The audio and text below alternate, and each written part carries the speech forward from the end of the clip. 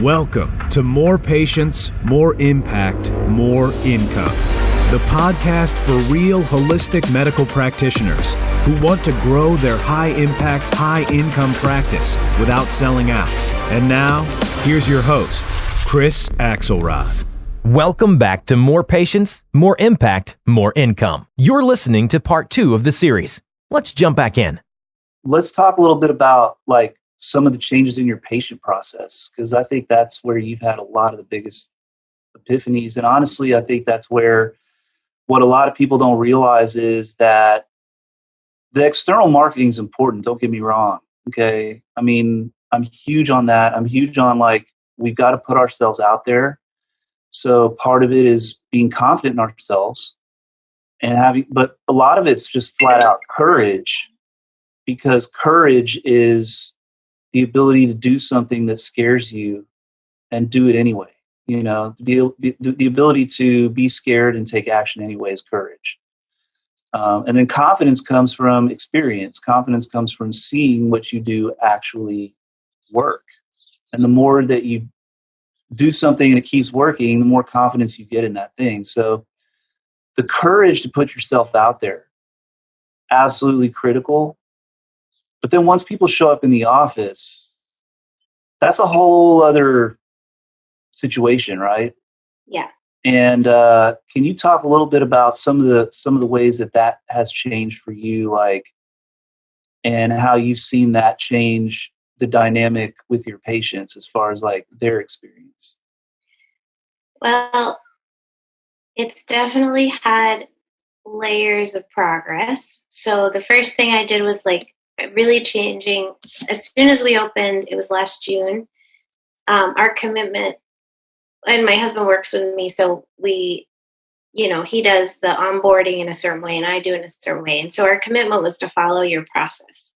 And it was that's the first thing we're going to master when we start the clinic. And so I remember when he said, what did he say? It was he was we're going to what? I'm gonna drop the axe on him or something. Or yes. Yeah. That was so funny, man. Yeah. He was the one that coined that term, I think. Lyndon, where is he? Is he there? No, he's out with the dog. Okay. He'll come. Anyway, go ahead. So yeah, Lyndon was I'm gonna drop the axe on him and really get him on board and stuff. Well, and he's a musician, so he really understands that progression part. It's you're laying down the base and then layering things in. And what I started to realize, the first thing I thought of when you asked me that is that I don't have to figure it all out right away. So there was this kind of pressure that I put on myself. I don't know where it came from necessarily, where someone comes in with a problem and it's you're supposed to figure out all their imbalances and everything you should do and the right herbs and everything.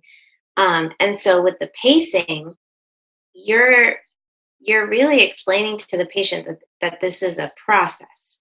And then you're explaining to them, like you said, we're going to do this first. And then if we need to change course a little bit, we will. And they come on board understanding that your biggest intention is to help them, but not fix them. Mm-hmm. And so it makes you, I don't know, it gives you a lot of authority, but from a very compassionate place where they see you as human too. And I've seen it most recently. I have a fertility patient who had been to other practitioners in town, but they weren't helping her. I think with fertility patients, it's really important to help them pace because they are so overwhelmed and there's a lot of emotion. Mm-hmm. And she has very much kind of self-directed to continue. She tried IUI a couple times and it hasn't worked. But something about, I very much tried to channel you and tried to consider, how would Chris manage this? Because it was, she was devastated when she got her period and we were dealing with, just the emotion of it. Mm-hmm. And just listening, just taking her from, we did a little reframe, your body's getting closer, you're getting healthier. I pointed out the things that had improved. And she went out and she booked she booked twice a week for like 2 more months. Mhm. And because once a week, she has a lot of anxiety. So once a week, like, wouldn't last for her.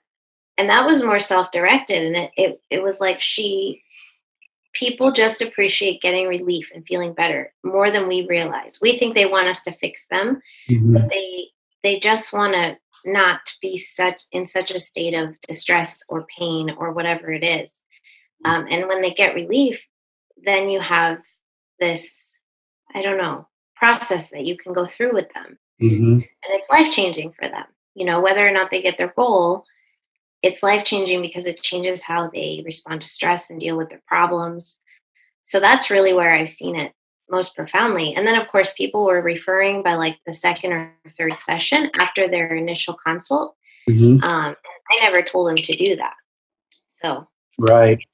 I think what that situation you just mentioned was the moment that she found her leader.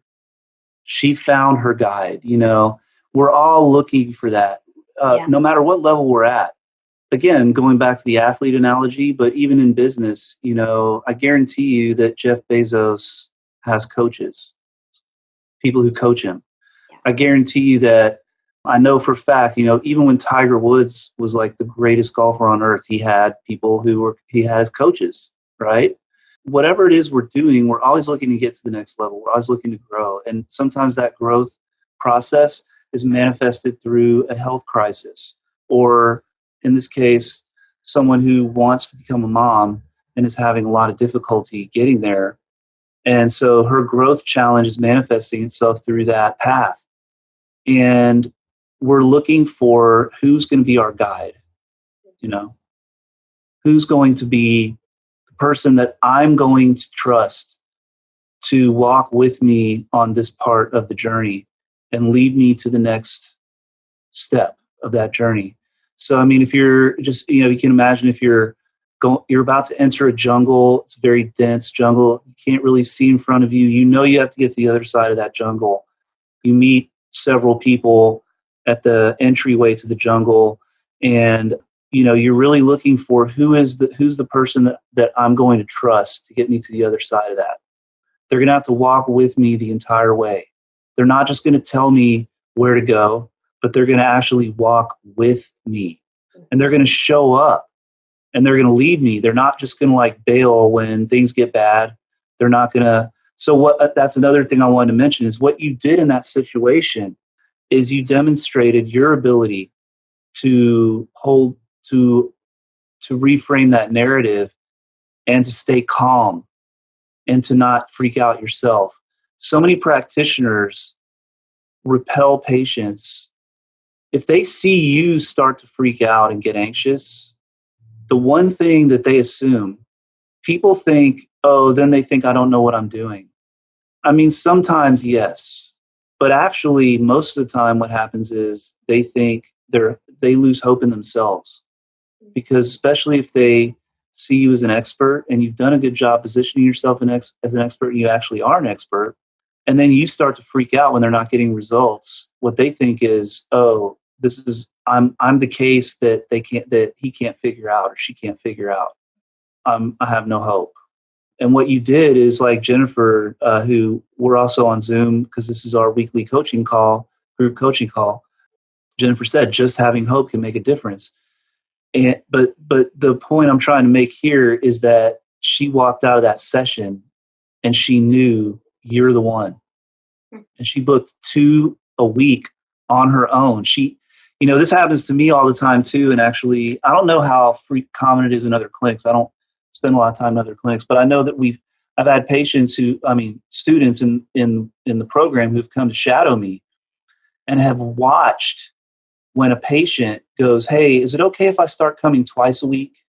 Like, they're asking me to come more often. And to them, it's just like, holy shit, like that I've never seen that. I've never seen someone say, I want to come more. Is that okay? And it's like, you're not pushing, you're not doing anything. That's why I call it gravitational pull, because there's no push at all in the process. You're not selling. You're not trying to get people to give you a bunch of money up front. You're just showing up with that light and you're staying present. And it creates that thing that I call reflective resonance, where now all of a sudden they just, that bond is created. Like what happened in that moment is that the bond is now sealed. But you are in a place spiritually where you are going to be able to show up and you can handle that, right? Like you can handle that now. Like the position, and you do have a lot of power in that position, but you can handle it and you're going to handle it the right way. I totally believe that. And not only that, can't wait to hear the story of what happens with this patient, because that opening that gate alone, of her opening her heart and trusting you. If you're ready to fill your practice and keep it full without the stress and overwhelm, then get instant access to your free autopilot patient attraction playbook. Now at www.highimpactpracticesystems.com/autopilot. Don't ever underestimate the biological and physiological shift that happens when they realize, I'm home now. This is my home. This is where I belong. You're gonna cry. That's beautiful. Well, but that's what it is, man. That's what it is. That's what people don't realize, is that we have this opportunity. The medicine that we practice is so deep and so profound on so many levels. It's not just about, hey, I have migraines. Okay, well, let's see, can we inject Botox and make them go away? Like, let's just find the fix. Let's find the thing that makes the migraines go away. Now, of course, we're always going to, as healers, that is our goal. We should never, in my opinion, it's wrong of us if we don't honor what the patient's goal is. The patient's goal is to not have migraines anymore. Then our responsibility is not to get distracted and start looking for other things that we can say are getting better, but the migraines aren't getting better. So it's really important for us to stay responsible to that. That being said, what we understand in our medicine is that the process of those migraines getting better is more than just, let's find the right pill or let's find the right acupuncture needle points and stuff. Our medicine encompasses emotions. Our medicine encompasses diet. It encompasses relationships. It encompasses lifestyle. And all those things play into, and mindset and how we think plays into and really guides and determines the physical outcome and how we feel. So never underestimate power that you have to change someone's life simply by being present with a certain kind of energy and a certain kind of kindness and compassion. That, look, that is what makes us that rare, special find that someone goes, holy shit, I want more of this, and I want to come twice a week because I haven't felt like this. I can't remember the last time I felt like this. Well, and that's the oasis in the desert that I talk about. Can I tell you one other thing? No, absolutely, yeah. She's really a unique patient because she got married very young, had a really happy upbringing, and her husband, her first husband, went on a fishing trip on the Missouri River, which is treacherous, and he actually passed away. He drowned. Oh, wow. Ooh. So now, I know. So when she first came to me, it was like this, like I could have really taken on the complexity of her emotional state and everything. And I just really tried my best to stay present and calm and just like knowing that there wasn't anything I could say about that. But kind of knowing like, I was able to say maybe something like, your body might not think it's safe yet. Like what you went through isn't normal. Mm-hmm. But she gave me this really, so that complexity and then that happening was like a huge progress. It was like from that point to that point was huge. But she gave me this really nice compliment, and I thought of you. She was like, I was telling someone about you, and I told them like, you're really smart, like my doctor so-and-so but you also remind me of that Headspace guy, and you're kind of like this this combination of like, and I was like, really? The 'Cause Headspace guy? I don't even know. yeah.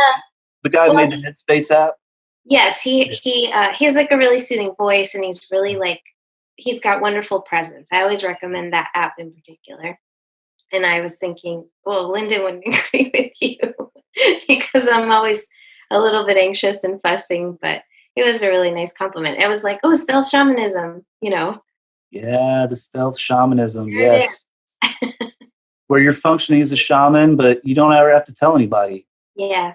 Because Cool. the shamans back in the day, they didn't even know they were shamans. They were just like, we call them shamans in hindsight, but they were just that guy or that lady that knew how to connect on a deeper level with things and saw and had a lot of insight and was able to facilitate transformation. And they didn't I don't think they got a big head about it or dressed up a certain way just to make them, they dressed up that way because if they did dress up a certain way or wear amulets or whatever the hell they were doing, it was because it was part of the actual spiritual process that they were doing, right? Yeah.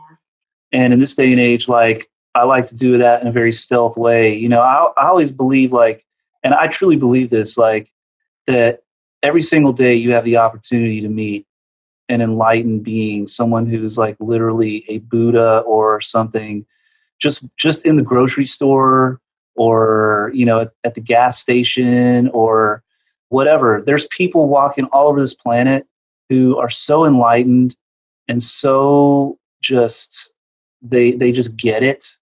And they don't have to go talk about themselves. They don't have to go do anything special. And they're just channeling so much beautiful energy into this world just by being present, To me, that's what it's all about. It's where people just, you come in and you're just ordinary and there's no big deal. But man, people leave after being in your presence and it's just man, I feel really good right now, I mean, you might not have even said 2 words, It's just the way that you see them. So important, man, for us to see our patients as healers and stop putting ourselves on these pedestals of I'm the healer, you are the patient. I am, you are broken. I will fix you. Right? Yeah. That's kind of a little side note there.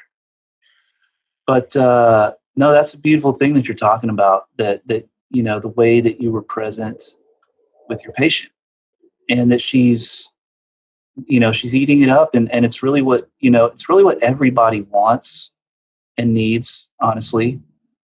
But a lot of people are just too afraid to allow themselves to want it and need it. That guidance and that connection. And so you said something earlier about that whole thing about giving them time to come around. Can you talk a little bit about that? Giving patients time to come around to because that is a big thing that I teach. Again, that pull versus the push. Yes. When I first joined the program, I talked a lot, when I would do check-ins and stuff, about boundaries. And a lot of that, I think, has to do with trying to go way over into their field, into their energy, whatever, and pull them out of there, bring them over here. Mm-hmm. And there is a difference between that and, you call it, the gravitational pull of just steadiness and holding space. Mm-hmm. And that resonance. When they're ready, they start to come out of the fog that they're in for whatever reason that they're in it. And so often, of course, when people come to their own conclusions, they have much more profound insight, right? On a concept, Yes. or on a relationship. I would say, really quick, hold that thought, but I would say that if they're not coming to the conclusion themselves, then it's not insight. Yes, exactly. Yeah. And so the process of healing, I think, is no matter what medium you're using or as a leader or a teacher, it has very little to do with what you impose on them. And it has completely to do with just like that steady space that you hold.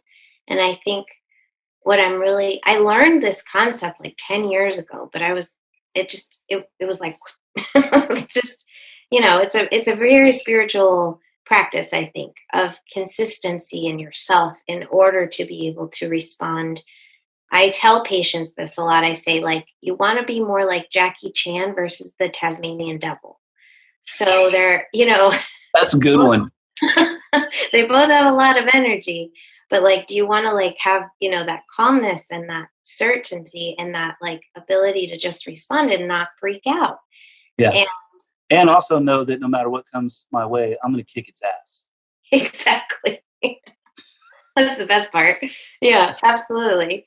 So that coming around has a lot to do with like when people shadow you, the most consistent thing that everyone talks about is how little you talk to patients and how you just treat them as human and you try to make them have a little laugh and you get them right up on the table and they know the treatment is kind of a sacred thing. So they're just like ready to go.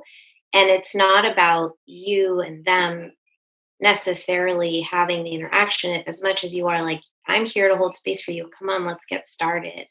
And when they start, they go into this really wonderful place and you're the space holder. You're not like the technician or something. Mm-hmm. And so every time I have that experience now, it's like I now know what that is and that it really is so different. And that's really what I want my space to be for people.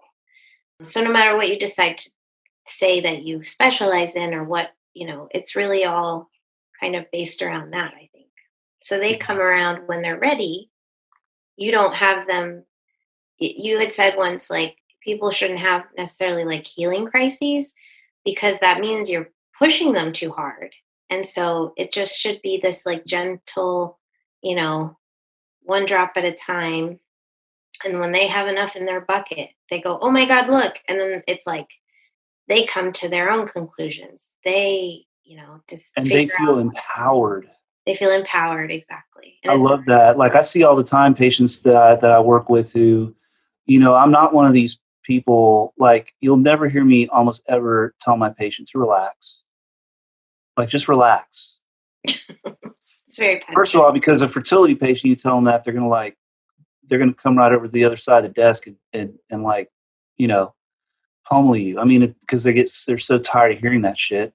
But the other thing is that what I like to do is just, and before we can get there, the one thing I want to say is this. I mean, since you started to shift that mindset in clinic using all these mindset practices and things that are in the program and a lot of the sequencing and the language patterns that are taught in the program, because sometimes it's like people think, oh yeah, you talk about this woo-woo stuff, but are you getting results,